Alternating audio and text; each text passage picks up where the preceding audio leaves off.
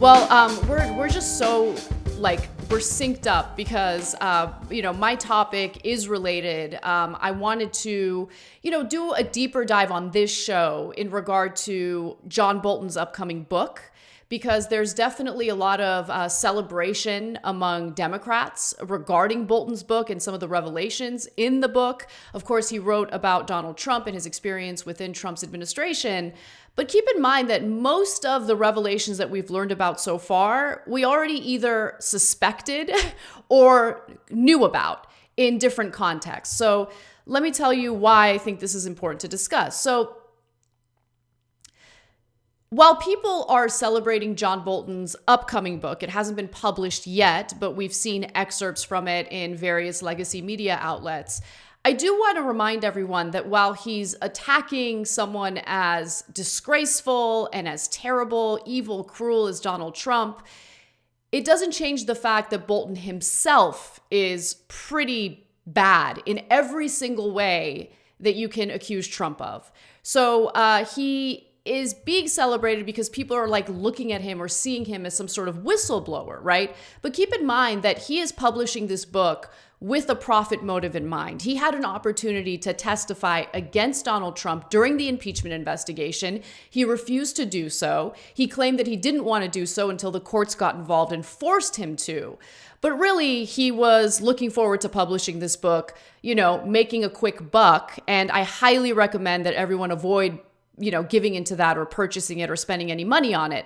But I also want to just point out that John Bolton is awful in every way that he accuses Donald Trump of being awful. And the reason why I say that is because while Bolton might seem a little more sophisticated or a little smarter, if you really look at his actions, he's no different than Trump in what he would do if he had unchecked power. So let's start off with the fact that he calls Donald Trump stupid. I mean, he implies it. There's no question about it. But in reality, John Bolton himself is pretty stupid. And I think there's no better example than this back and forth that he had on Tucker Carlson's show back in 2018. It has to do with the war in Iraq, a war that should not have happened, a war that, of course, turned out to be a complete and utter disaster. But John Bolton still refuses to admit that it was a huge mistake. So you call for regime change in Iraq, Libya, Iran, and Syria. In the first two countries, we've had regime change, and obviously it's been, I'd say, a disaster. I think we agree. No, I don't agree with that. And let me. You don't think it's been a disaster? No, because to argue that, you have to argue. Let's just take Iraq to begin with. You have to argue that everything that followed from the fall of Saddam Hussein followed inevitably, solely and unalterably from the decision to overthrow him. And that's simply not I would never argue that. I'm merely arguing the macro picture, since you just said that Iran is the single greatest threat to us and to that region. I think you'll concede that Saddam was the greatest counterbalance to Iran, and they were empowered by his fall. So I think it's fair to say if you think Iran is the real threat that way, it's kind of hard to defend that decision, right?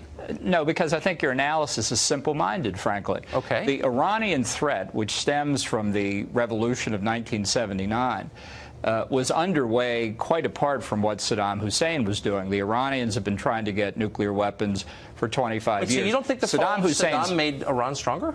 I think it made the fall of Saddam, did not make Iran stronger. What made Iran stronger ultimately was the withdrawal of American forces in 2011. So if I'm not saying you're the only person who thinks that. You're the only person I have met who thinks that.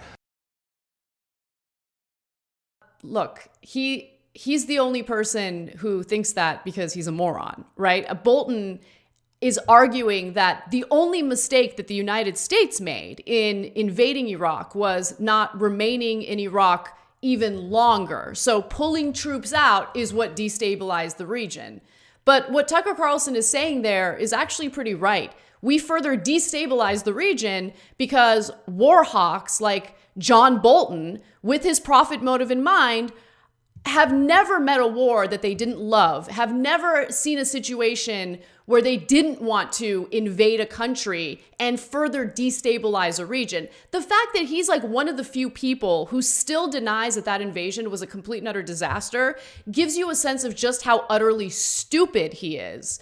But the difference between him and Trump is that Trump speaks like a fourth grader. So it's obvious to anyone, even if you're not following politics, that he's a moron. But John Bolton is no smarter. And John Bolton is certainly not any less of a racist. For instance, back in 2008, when Obama was just about to get elected, this is on election night, here is the simple-minded and stupid, evil thinking of John Bolton. Take a look. Since we are about to elect the first African-American as president, it is a very significant historical fact. And I take it, therefore, around the world, criticism of the United States for being a racist nation will now stop, right? Oops. So obviously we're in the middle of a massive movement calling out racist policing in this country. We all know that racism continues to be a huge systemic problem in the United States. And John Bolton has repeatedly denied that and has turned a blind eye to the insane cruelty of the Trump administration at the border. The fact that dozens of immigrants who are seeking asylum have died in those border cages. John Bolton had no problem with that. John Bolton willy-nilly worked for the Trump administration because A, of course, he wants power, but more importantly, because he didn't have a problem with any of the cruelty that was implemented by the Trump administration. He's also just as dangerous as we know. John Bolton has advocated with war with pretty much every country. He wants to invade Iran. He wants to invade North Korea. He's a complete and utter disaster when it comes to those issues, of course. But just like any other war hawk, he is unwilling to put his own life on the line in order to fight in those wars. One of his comments in a Yale reunion book said the following: I confess I had no desire to die in a Southeast Asian rice paddy. I considered the war, meaning the war in Vietnam, which he was very supportive of. I considered the war in Vietnam already lost, right? So he's just like Trump in being a draft dodger, and he has no problem putting other people's lives on the line in order to invade other countries and to pursue the imperialism that the United States is so well known for. He's also dangerous in that he doesn't believe in democracy. He doesn't believe that he should have to go through any elections, any type of process of democracy in order to have a position of power. One of his classmates told the Yale Daily News, quote, Bolton aspired to be the highest ranking non-elected official in the government. And by the way, here's a little more of his Trump-like love affair with putting others in danger for profit. Another goal of his, apparently, was to verbally abuse his colleagues. One employee said he tried to force her to lobby for less regulations on baby formula in developing nations. She refused, citing studies that formula is dangerous in developing nations because of lack of access to clean water. The employee alleges Bolton shouted that Nestle, a maker of formula, was an important company, and then screamed that she was fired. So that's who John Bolton is. And he is well known for being pretty vicious to people who work for him. And this is my favorite part about John Bolton, my favorite thing about John Bolton. John Bolton is, of course, like pretty much any other politician, Democrat or Republican, a hypocrite. But the hypocrisy is particularly delicious right now as he's facing a lawsuit from the Department of Justice, which of course is attempting to block the publishing of his book. Now, it's already too late. The book will be published and we've already seen excerpts from it.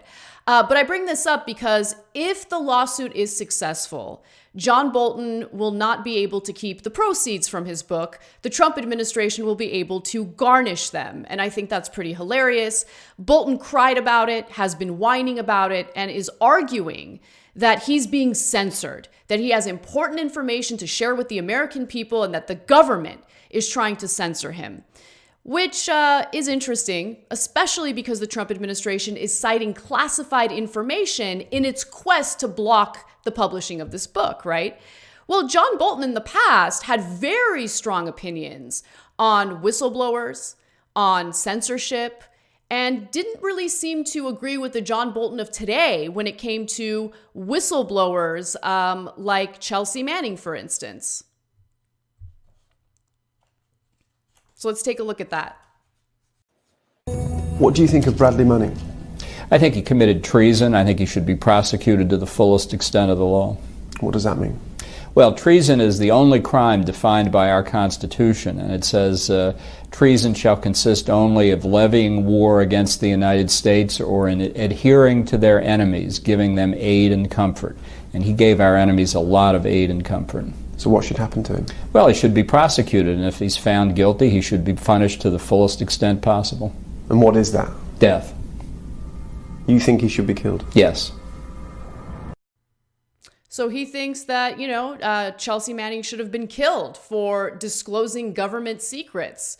The same thing that John Bolton is being accused of right now by the Department of Justice. Bolton also had very strong opinions on what should happen to Edward Snowden, who informed all of us that we were being spied on indiscriminately by the Obama administration. And so what did he have to say about Snowden? Take a look. I mean, my view is that Snowden committed treason. He ought to be convicted of that, and then he ought to swing from a tall oak tree.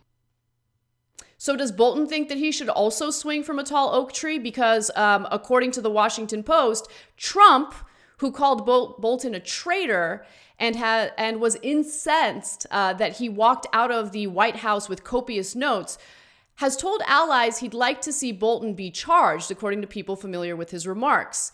Donald Trump even said, quote, "I will consider every conversation with me as president highly classified." And then, by the way, the Justice Department argues disclosure of the manuscript will damage the national security of the United States, the same kind of ridiculous argument that Bolton was on board for when it came to Manning and Snowden, by the way. To be clear, defendant's manuscript still contains classified information, as confirmed by some of the government's most senior national security and intelligence officials. So there's a huge problem with how information is classified by the government. Obviously, information that should not be classified is classified all the time in order to avoid any and all transparency. I disagree with the way that happens. It doesn't matter if it's done by Democrats or Republicans. I think that the American people deserve to know what we learned through whistleblowers. But I just find it hilarious that John Bolton wanted to see whistleblowers hanging from oak trees, while at the same time, when it comes to his own profit motive, he wants to fight back against government censorship. He's trash. Do not launder his image. Do not fall for it, and do not celebrate him, period. Of course. And it's so, I mean, each wave of these people that get embraced by, MSNBC or the Democratic establishment, it just gets more disgusting, with each step. I mean, for what it's worth, I ended up having so much more sympathy for Michael Cohen than almost like any of the rest of them. Like Michael Cohen, I liked. He was just sort of like, hey, I thought we were just doing like Burrow scams. I don't think you should actually be a white supremacist president. But I think, just the idea of him talking about Chelsea Manning and Edward Snowden, who risked everything. Edward Snowden's in exile. Chelsea Manning was jailed and tortured for exposing, extensive and systemic government wrongdoing. He wants them murdered. He's inciting against them. And now his, basically just like his gossip book is, sacrosanct. And by the way, it is. Look, of course, the idea of the Trump administration trying to block publication, thank God they're being ruled against. Obviously, it's a huge threat to civil liberties. And of course, we support the publication of the book. But his sense of, his willing to condemn people for actual exposure to death, and then just his kind of gossip score settling trash. It's, and honestly, there's some excerpts in the book where, John Bolton is such a threat to all living things that Donald Trump, you're like, oh, well, thank God Donald Trump was there because he was the reason we didn't escalate on Iran. Or, Jesus Christ, shut up. Let him talk to North Korea. John Bolton, even down to the Nestle baby formula. Just a very, very uniquely grotesque human. Absolutely. Absolutely. And it is kind of interesting to do an honest analysis of the pros and cons. Actually, there were a lot of cons with Bolton in Trump's administration. I remember when Trump was clowning on his mustache, and I was relieved. I'm like, thank God Bolton has that mustache, who Donald Trump, who only wants to hire people out of central casting, finds ugly enough to not want to hire him, right? But then eventually, after like his 28th national security advisor is like, I don't know, like, how about this like thinner Wilford Brimley guy? Let's bring him in, right? Like, it's just incredible.